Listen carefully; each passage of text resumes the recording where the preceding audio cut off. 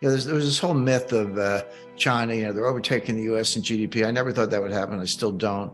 Um, they're going to be on the cutting edge technology, AI, quantum computing, et cetera. Their military is growing fast. It's all not true. I mean, it's, yeah, okay, they've made technological advances, give them credit. They are building up the military. But I mean, they've got one aircraft carrier and it doesn't go anywhere. It sails around for show. They're still training pilots to land on the things.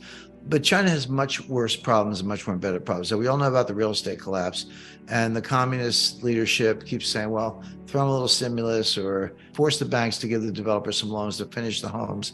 See, they have a different mortgage system in China. There, you borrow the money and you sign the mortgage note, but there's no house. The developer takes the money and builds the house and delivers it to you, and then you move in.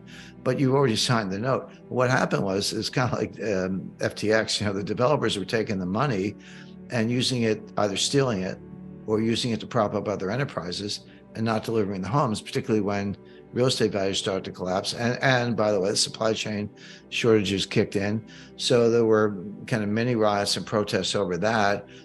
So they're like, call the bank, well, okay, now lend the developers some money so they can finish the homes so we don't have a riot from mortgagors who didn't get their homes. That only gets you so far. It doesn't prop up prices. It doesn't make people want to go out and buy another house when they've already been defrauded on the first one. And how are you going to pay back the loan? Because these developers are already insolvent. So these are band-aids, so to speak, but that's not going to work. But that's only one of their problems. 50% of the water in China is like laced with cyanide. I mean, undrinkable, unusable, even as recycled wastewater. The demographic implosion, there's nothing like it. You can look at the Black Death as a model, approximately 30% of the population of Europe dying out in a 2 to 3 year period. It was very good for workers, by the way, because returns to labor went up and returns to capital went down for 75 years after the Black Death, because there was a shortage of labor. You actually had to pay people to work. So that's the closest example we have, but doesn't quite capture what's going on in China. Between now and 2075, their population may go from 1.4 billion to perhaps 800 million or even less. There are fancy equations and descriptions of GDP. You can get as complicated as you want, but there's a simple two-part definition, which is how many people are working, how productive are they? Labor force times productivity, that equals nominal GDP. Well, if your labor force is imploding by 600 million and your productivity is going down for other reasons, that's an economy that's on the brink of collapse. And so the question is, will China invade Taiwan? Will China engage in more provocative acts in the South China Sea, et cetera? Similar to the turning points that the German Empire and the Kaiser Wilhelm II had to confront in 1914, and the Japanese, Tojo and the military in Japan in 1941. And the answer is, you may not be as strong as the guy you're confronting, but it might be as good as it gets. In other words, if you're still on the if you're on the uptrend, you're gaining strength, why would you start a war? You wouldn't. You'd wait. Like, hey, why don't I get a little stronger, even stronger, if things are going my way? But if you think you've peaked and your opponent is getting stronger, the conclusion is, even though I'm relatively weaker, I might as well attack now, because this is as good as it gets. And so Japan launched World War II in the Pacific with the attack of Pearl Harbor, and Germany launched World War I in league with Austria and other allies. As the situation escalated in 1914. But the point being, the German Navy wasn't as strong as the Royal Navy, never was, but it was as strong as it was going to get, at least in the short run, on a relative basis. So China may be extremely dangerous, but it doesn't mean if things continue, they're taking over the world. They've got environmental, demographic, financial, governance, and other policies that are almost designed to cause the country to collapse. So I guess you can say I'm not bullish on China.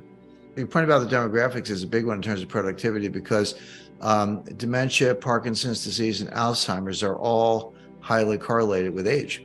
It's just a fact. And all three of those diseases are progressive, meaning they get worse and they're not curable.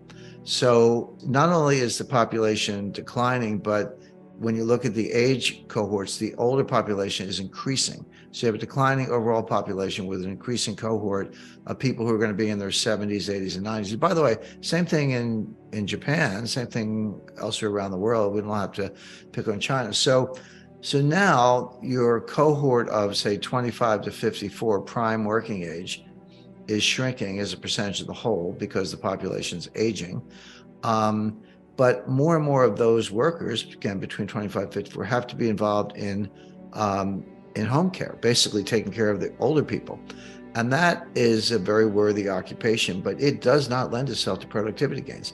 Taking a bath hasn't changed in 5,000 years. In 1870, we got indoor plumbing, hot water, great. That's a big deal. But that was the last technological improvement in bathing. So if the older population is increasing as a percentage, which it is, and more of the working age population have to take care of the older population, which they do. Robots don't do baths. It's got to be a caretaker, caregiver. Then your available prime working age population is shrinking even more. So again, this is another indicator of coming economic collapse.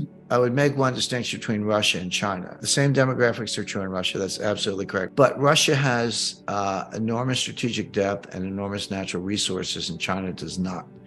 I had this conversation with Sakakibara-san. He was the assistant finance minister in the 80s. He was very famous. He was known as Mr. Yen at the time. But we were in Korea having lunch, and I was talking about Japan. You have these demographic trends, your debt to GDP ratio is triple anyone else. Your population is declining. You've been in basically a depression for 30 years, 3 lost decades. I said, how does that work out? And he said, what you're missing is that our overall growth rate is declining. We're in recession, but our per capita numbers are much stronger because our population is shrinking. And of course, he's right. And I said, yeah, got it. But I raised the ante. I said, so the end game is there's one person left in Japan and they own the whole country. I don't think he thought that was humorous, but it makes the point, Japanese sense of humor is a little different, but it makes the point that you do have to think of things on a per capita basis, not just on a gross basis. And you have to factor in efficiency and natural resources. But China doesn't have either one. And Russia does in one way, and Japan does in another way. China never got out of the middle income trap. And when I studied economics and studied all along, but development economics in particular in graduate school, we thought at the time that the hard part was going from poor to middle. That was really hard, and you had the takeoff theory and a lot else. But once you got to middle, you were kind of on your way to high income. Turns out that's not true. Poor to middle is actually very straightforward. You just move people from farms to cities, you get Lego style manufacturing jobs, you combine that with foreign capital. It's not high tech, but it is high productivity. Crank it out, run a trade surplus and reinvest, and you're on your way. Poor to middle is easy. Turns out that what's hard is going from middle to high, going from 10,000 per year per capita income to 20,000, which is regarded as high income. US is like 75,000 or whatever. That's hard because it's not the rural to urban Lego manufacturing model doesn't work. You need value-added technology. You need high tech. And that's why China's been stealing it, but they've shown very little capacity to create it. Germany can, Japan can, US can, and others. China has not shown that ability. So they're stuck at a time when everything else is going against them. Japan can muddle through, Germany can muddle through a little bit. China has no way out.